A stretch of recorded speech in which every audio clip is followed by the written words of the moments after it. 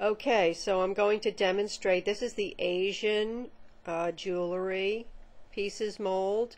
It's available at whitegothic.com, and I'm going to be demonstrating how to make an Asian pendant using some of these pieces. So this is a faux jade clay that I ran through my pasta machine.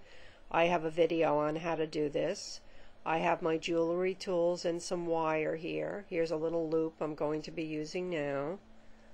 So I embed the wire into the clay backing, and I'm going to take a piece of this other clay here and just roll it up and put it into the Buddha face. First I'm spraying it with a little water to act as a release.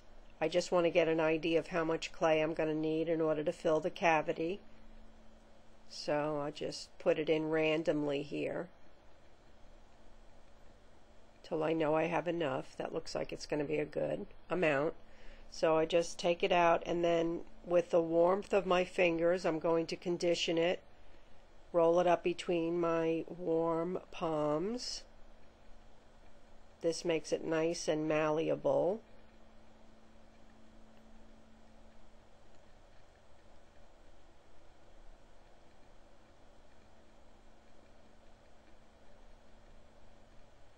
This is made by using translucent clay with a little bit of green in it. It makes a nice faux jade clay.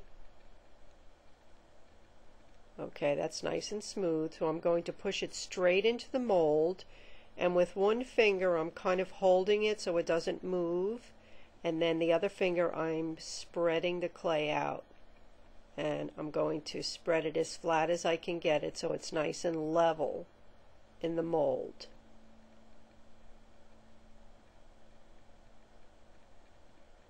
The mold is hard, so you can press it pretty firmly.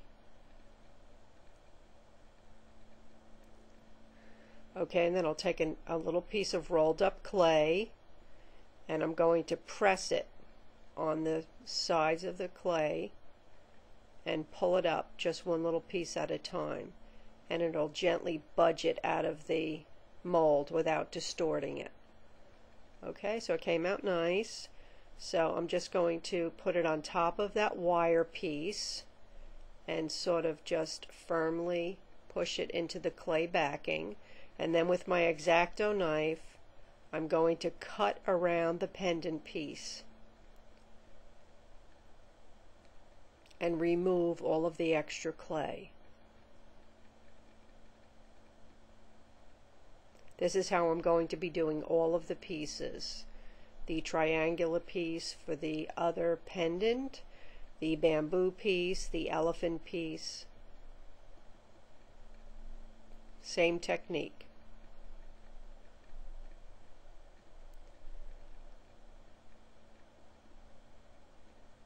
Okay, so once the extra clay is removed, you gently pick it up. This is a dental tool. I like to use this as my smoothing tool, and I'm just going to smooth the sides so that it hides that connection between the front and the back. And this way the front is, nicely molded from the mold, and the back is nice and flat, so it looks very professional when it's done.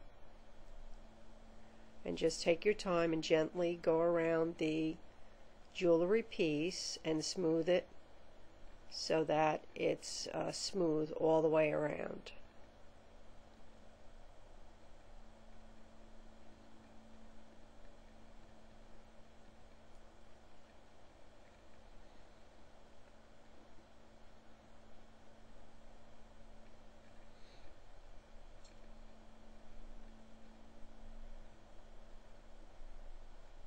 Okay, and that's ready now to be put aside, and I'm going to bake that. And I'm going to follow the same directions for the bamboo pieces. I'm going to make 3 of these bamboo beads. 1 for the center pendant and 2 as beads on the side of the necklace.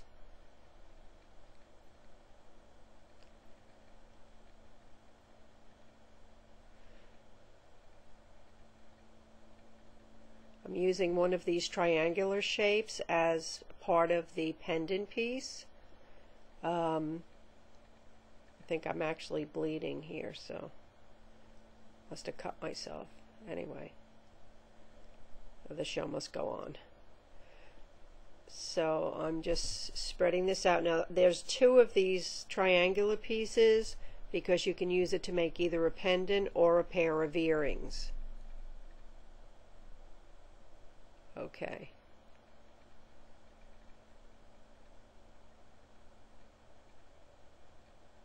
And it's the same thing, you just lift it out of the mold with another piece of clay.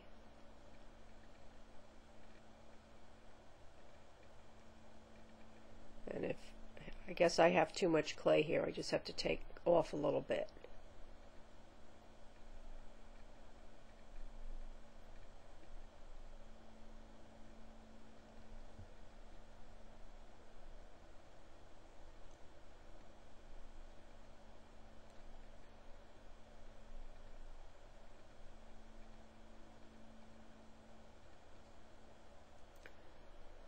Okay, now for this bead, this is going to be the front pendant piece.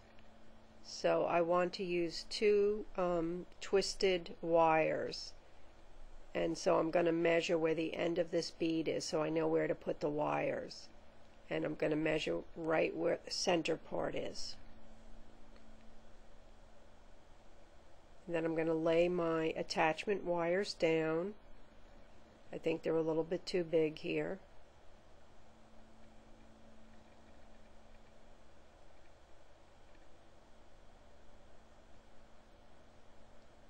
The same thing on the other side.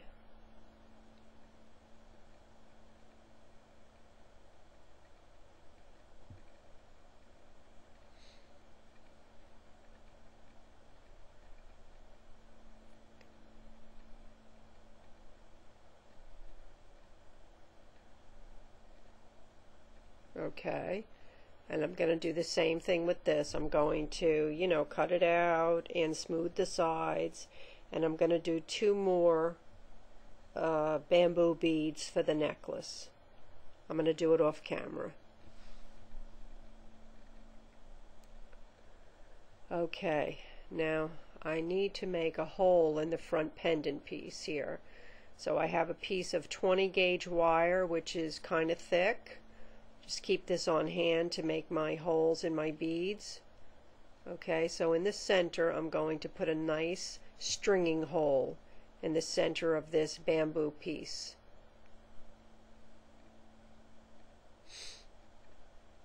And wiggle it around so I know I can get my wire through after it's baked.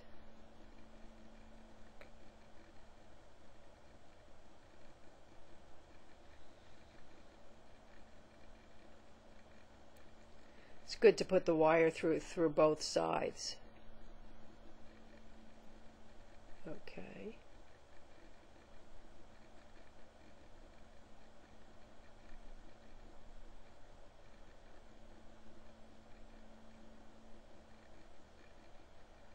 Okay.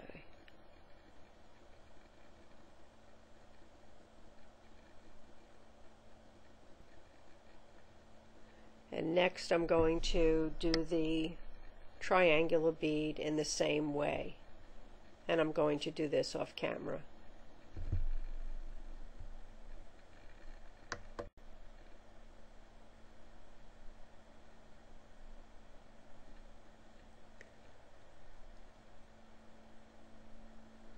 Okay, so I'm going to make some other beads. I apologize for some of this video, the quality is kind of bad. I'm going to make some other beads for the rest of the necklace. I have another video on how to do that if you're interested.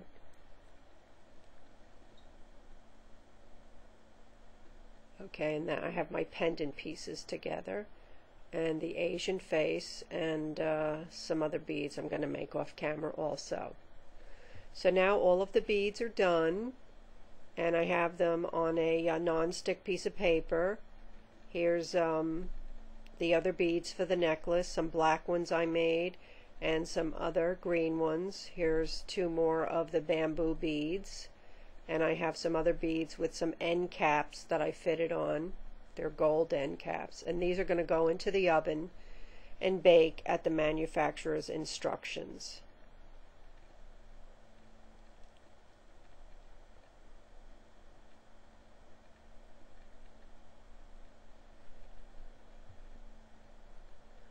Okay, and I also baked at the same time a bead on top of 3 pieces of black cotton cord. Okay, and there's a little wire that's also embedded in that polymer clay piece. And this is going to be part of the necklace at the end. I'm going to braid these pieces of cord. So I baked one side of this piece, and I'm going to braid it now off the side of my work table and braid it all the way to the other end. And then I'm going to wrap it with a piece of wire, making another loop on the other end. And also I'm going to embed it in another piece of polymer clay to match the first bead. And then I'm going to bake those pieces again according to the manufacturer's instructions. And I'm going to make 2 pieces, one for one side of the necklace and one for the other side. I also printed out from the internet. I searched Chinese characters for the words good luck, and then I traced it onto, actually I didn't trace it, I just drew it freehand smaller onto the front of my pendant with a Sharpie marker because that's waterproof. And what I'm also going to do is coat all of my pieces in black acrylic paint, making sure it goes into the crevices, and then wipe it off with a paper towel. And this will give it a more aged and authentic look. And then I string all of my beads and my pieces on a piece of fishing line. I put little white acrylic beads between them to space them out, and then I spray it in a box to protect my work area with a gloss spray. And I let it dry completely. And then once they're all dry, they're ready to be strung.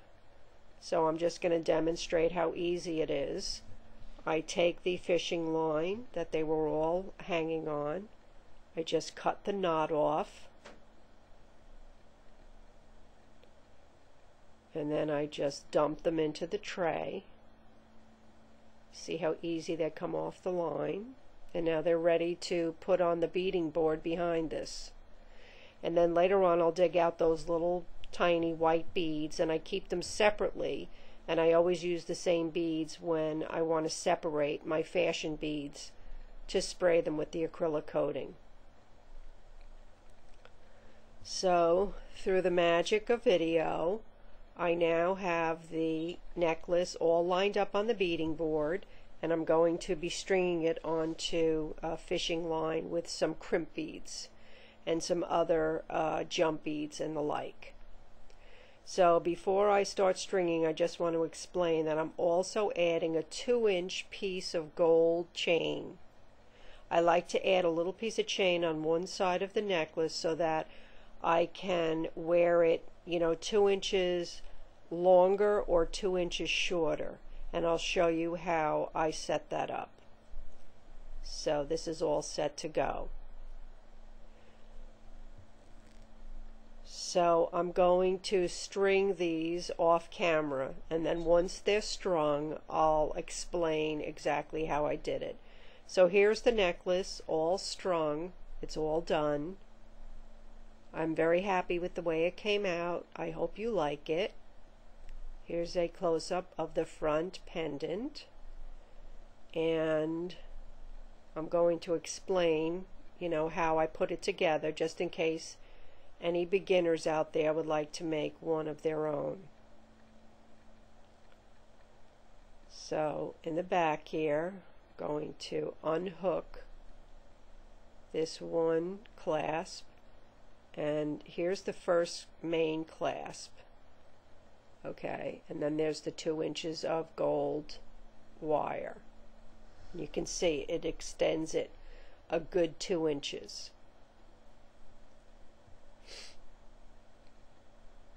So I'll start explaining how I put it all together. So starting with this initial clasp, okay, on the one side I have a jump bead that attaches the clasp to the 2-inch piece of gold chain, and then there is another jump bead that attaches it to the first braided section. Now right here in this jump ring is where I put this second little old-fashioned clasp. You can see it's the type that you just pull this little section back and it, you know, opens the circle. Okay, and then that jump bead attaches to the first braided piece, and then the second part here I use a crimp bead and a piece of fishing line, and I add the 4 black beads and a green bead and another crimp bead which attaches to the first bamboo bead, which is right here, and then another crimp bead and the green bead with the bead caps and another little black bead, another crimp bead, and that attaches to the front pendant section. And this bottom part has the wire that comes up through the bamboo part, and then I just turn it around and stuffed it back into itself, and it's nice and firm. Another crimp bead, the black bead, the green bead with the bead caps, another crimp bead. This is the second bamboo bead, then a crimp bead, the green bead, the 4 black beads, another crimp onto the second braided piece, and then another jump bead which attaches to the final fastener. And I'll just demonstrate how you go from like 22 inches to 18 inches. So this is the 22 inches because you just screw the one fastener in and it's 2 inches longer. And then if you want it shorter, you just take the small circle clasp and you clasp it onto the other side, and then you can see that just hangs down the back. And you can wear it with different outfits because it's 2 different lengths. So I hope you like the necklace.